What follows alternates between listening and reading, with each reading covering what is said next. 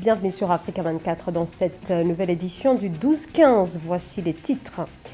Le dernier gouvernement de l'ancien président burkinabé Blaise Compaoré prochainement face à la justice. Après 4 années de suspension, le procureur de la Haute Cour de justice annonce que le dossier est prêt pour le jugement.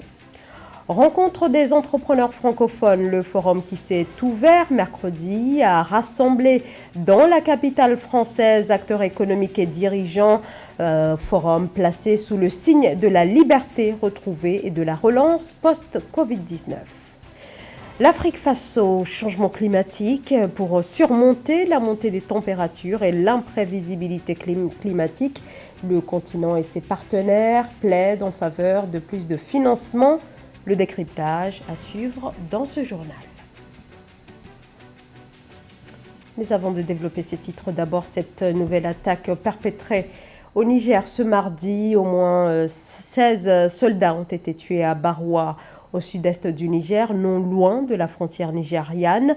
Le bilan provisoire fait également état de 9 blessés au sein des forces armées. L'attaque est attribuée au groupe terroriste Boko Haram qui agit régulièrement dans la région. Il s'agit de la 3e attaque qui frappe le Niger en à peine un mois. Après plusieurs années d'attente, le dernier gouvernement de l'ancien président burkinabé Blaise Compaoré, poursuivi pour son implication présumée dans la répression sanglante de l'insurrection d'octobre 2014 qui avait entraîné la chute du régime et fait une trentaine de morts. L'ancienne équipe gouvernementale, composée de 34 membres, pourrait prochainement comparaître devant la justice. Mais ce procès très attendu se déroule en l'absence de l'ex-chef de l'État Blaise Compaoré qui vit en exil en Côte d'Ivoire. Aïssa Toubari. Après 4 années de suspension, le procès du régime de l'ancien président Blaise Compaoré arrive bientôt devant la Haute Cour de justice du Burkina Faso. Le dossier est enfin prêt et n'attend plus que l'Assemblée nationale pour fixer la date d'ouverture du procès selon les autorités. Il est important que ce dossier soit vite traité par la justice afin que les responsabilités soient situées. Car dans quelques jours, les Burkinabés devraient être fixés sur les dates du prochain forum sur la réconciliation nationale. Un premier procès avait été ouvert puis renvoyé au mois de mai 2017 pour des raisons de procédure. 34 anciens ministres de l'ex-président Blaise Compaoré sont poursuivis pour leur implication présumée dans la répression de manifestants contre la modification de l'article 37 de la Constitution en octobre 2014. 24 personnes y ont perdu la vie ainsi que 625 blessés d'après une enquête officielle de la transition. On n'a que trop attendu de situer les responsabilités par rapport aux donneurs d'ordre. On sait qui a signé, c'était le Premier ministre, mais ça ne suffisait pas, c'était un indice. Donc tout le gouvernement devait faire l'objet de l'enquête préliminaire pour voir un peu situer les responsabilités des uns et des autres. Malheureusement, ce travail a pris du temps, trop de temps. Et aujourd'hui, on est dans un calendrier un peu serré. Et il y a les impératifs de la réconciliation nationale. Et même les intéressés commencent à trépigner des pieds pour demander un peu que la fameuse épée de Damoclès sur leur tête soit levée. Donc, il y a une exigence de justice et des vérités qui s'imposent aujourd'hui au gouvernement et à la justice. Suite à l'insurrection populaire d'octobre 2014, l'ancien président Blaise Compaoré finit par abandonner son projet de modification constitutionnelle. Après 27 ans au pouvoir, il démissionne le 31 octobre 2014. Actuellement exilé en Côte d'Ivoire, il jouit depuis janvier 2016 de la nationalité ivoirienne par décret présidentiel. La vague de limogeage se poursuit en Tunisie par le départ forcé au ministère de l'économie de 6 responsables ont été démis de leurs fonctions. Le président de l'instance tunisienne de l'investissement, Belir Ben Soltan, et la directrice de la caisse des dépôts, Boutaina Ben Yaglan, mais aussi Sami Zoubi, le directeur général des impôts. Limogeage également de plusieurs chargés de mission qui étaient au cabinet ministériel. Pour l'heure, aucune raison n'a été avancée, mais ces licenciements interviennent dans un contexte marqué par une série de limogeages et de nominations depuis que le président de la République, Kais Saied, a annoncé en juillet la suspension du Parlement et limogé son Premier ministre, Hichem Mechichi. Des intervenants venus de plus d'une trentaine de pays afin de participer à la construction d'une francophonie économique. La rencontre des entrepreneurs francophones, c'est 25 et 26 août à Paris. À l'invitation du MEDEF, le mouvement des entreprises de France a vu la participation de plus de 40 dirigeants africains, avec notamment la présence du président malgache, Andrade Joël, et Louise Mushikiwabo, la secrétaire générale de l'Organisation internationale de la francophonie. Victoria Sedji. Liberté dans la liberté de commercer. C'est sur cette thématique que s'est ouverte en pleine période de Covid-19 en France la REF 2021, rencontre des entrepreneurs francophones. Les débats visent à former un puissant réseau économique francophone et sceller une communauté d'affaires résiliente, solidaire et unique au monde. Près de 400 hauts dirigeants d'une quinzaine de pays africains, chefs d'État, d'entreprises, diplomates, ministres, jeunes entrepreneurs y étaient présents. Le chef de l'État malgache, Andrade Joël, est l'invité d'honneur de cette édition. C'est un privilège pour Madagascar, mais aussi pour nos opérateurs, nos industries et nos entrepreneurs. D'ailleurs, une forte délégation constituée de ministres, de chefs d'entreprise malagasy et capitaines d'industrie nationale honore cet événement.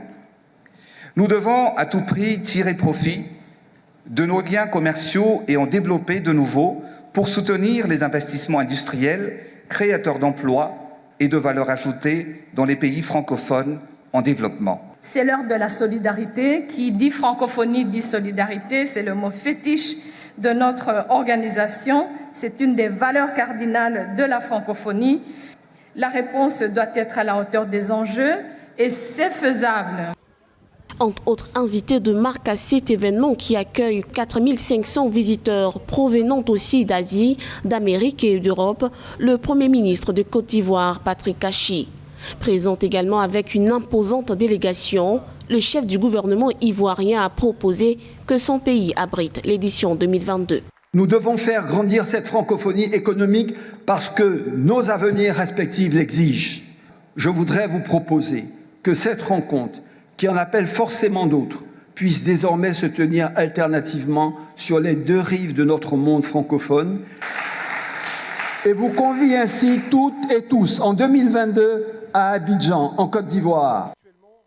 Organisé par le mouvement des entreprises de France sous l'égide du chef de l'État français Emmanuel Macron, la REF 2021 prend fin ce 26 août. Avec une présence éminente et stratégique, l'Afrique y défend ses potentialités d'affaires multiples. D'après sa secrétaire générale Louise Mushikiwabo, l'OIF regroupant 88 pays pèse 16% du PIB mondial. Le taux de croissance annuel moyen avoisine les 7%.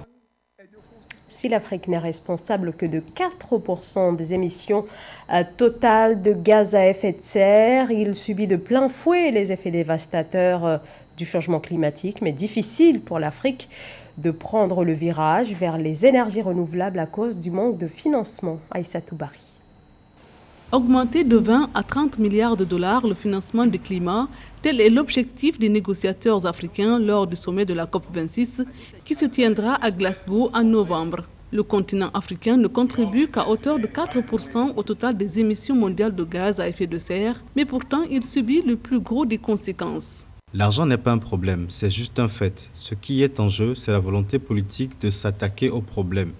C'est pourquoi, en tant que groupe africain, nous sommes devenus extrêmement astucieux dans la construction d'une coalition avec le reste des groupes de pays en développement pour vraiment défendre nos demandes.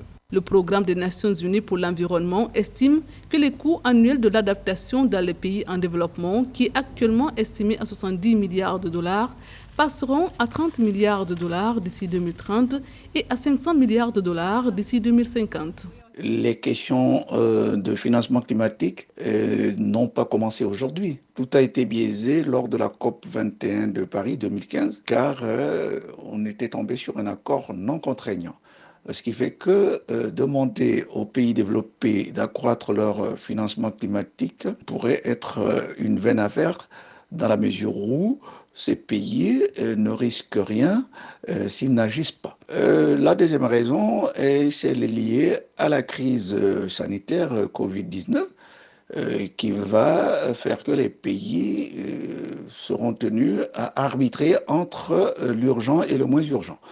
Et je crois que la crise sanitaire prendra une grande place en matière de priorité, et ce qui va retarder effectivement la prise en main des questions climatiques. Les gouvernements africains consacrent déjà entre 2 et 9% de leurs produits intérieurs bruts au programme d'adaptation.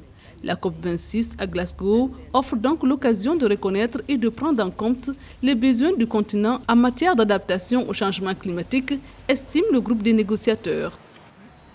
Augmenter les exportations des produits agricoles afin d'alléger le coût des importations. C'est l'objectif du ministère du Commerce extérieur à travers l'Agence nationale pour la promotion des exportations de la République démocratique du Congo, qui exporte moins de 5% de ses produits agricoles. C'est un reportage signé Jacques Amboka.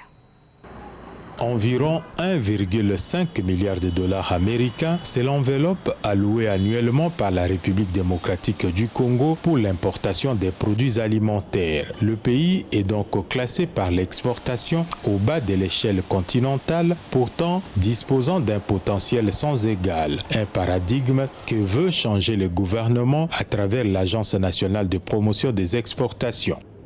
Nous allons commencer à travailler directement avec, par exemple, nos producteurs et à essayer de voir comment est-ce qu'on peut exporter leurs produits, faire le marketing à l'extérieur des produits congolais. Nous avons une très bonne potentialité ici. Dans l'agriculture, nous avons beaucoup de potentialités, ce n'est que 5% qui sort. Si on peut commencer par l'agriculture, je crois que ce sera déjà le gros de notre travail. C'est une vision bien louable qui peut assurer au pays des recettes en devises d'une part et baisser la pression qui coûte au pays presque le quart de son budget annuel. Avec plus de 80 millions d'hectares de terres arables, la République démocratique du Congo doit davantage miser sur la production locale pour le succès de ces projets qui nécessitent par ailleurs une réelle volonté politique. Et la volonté politique doit être le soubassement, comment dire, le leitmotiv ou même le point d'ancrage de cette politique-là. Si la volonté politique et l'engagement n'est pas suffisant, eh bien, on va avoir des programmes qui n'arrivent pas souvent à terme. On va avoir des réformes qui ne se terminent pas. Alors qu'il faut, quand on commence une réforme, il faut arriver jusqu'au bout pour que les effets de cette réforme soient bénéfiques. Notons qu'en RDC, les produits miniers et hydrocarbures dominent la balance des exportations avec environ 95 contre 5% seulement des produits agricoles et autres. Créée en 2020, l'Agence nationale de promotion des exportations va ainsi jouer un rôle déterminant pour faciliter les exportations. Plus que quelques mois avant le coup d'envoi de la Coupe d'Afrique des Nations de football, la CAN se déroulera au Cameroun du 9 janvier au 6 février 2022. Le premier match opposera le Cameroun au Burkina Faso au stade de Yaoundé. Au total, ce sont 40 équipes qui seront sur la ligne de départ le 9 janvier. Nathalie Mo. Lors de la 33e édition de la Coupe d'Afrique des Nations, les Comores et la Gambie vont disputer pour la première fois la compétition sur des installations camerounaises. Le Cameroun, qui, après près de 50 ans sans organiser de compétition, a pris des galons. Le pays a fait ses marques avec l'organisation réussie de la CAN féminine en 2016 et du Championnat d'Afrique des Nations en 2021. Des observateurs souhaitent une belle fête sportive en janvier 2022. Mes attentes sont sur le plan de la compétitivité, avoir un niveau de football encore plus élevé, montrer que le peuple camerounais est chaleureux, qu'ils peuvent accueillir les 23 autres équipes dans un esprit de fair play. Recevoir des équipes novices de la compétition est un signe que le football africain est dynamique. Une énergie qui se traduit par la fougue de toutes les formations qualifiées. La soif de gagner, le défi de relever ses performances et de redorer son palmarès sont à suivre lors de la CAN Total Energy 2021. Content d'avoir l'honneur d'accueillir de nouvelles nations de football. Le football vit, le football africain vit et je crois que c'est la meilleure chose qui puisse lui arriver. Le Cameroun s'est doté d'infrastructures sportives, médicales et hôtelières pour le confort de ses hôtes lors de la Cannes Total Énergie 2021. Le 19 août 2021, le comité d'organisation de la Coupe d'Afrique des Nations a dévoilé la liste des 37 hôtels retenus pour accueillir les différentes délégations qui seront présentes dans le pays. C'est la fin de ce journal. Merci à vous de nous avoir suivis. Dans un instant, une nouvelle édition de l'actualité sur Africa 24.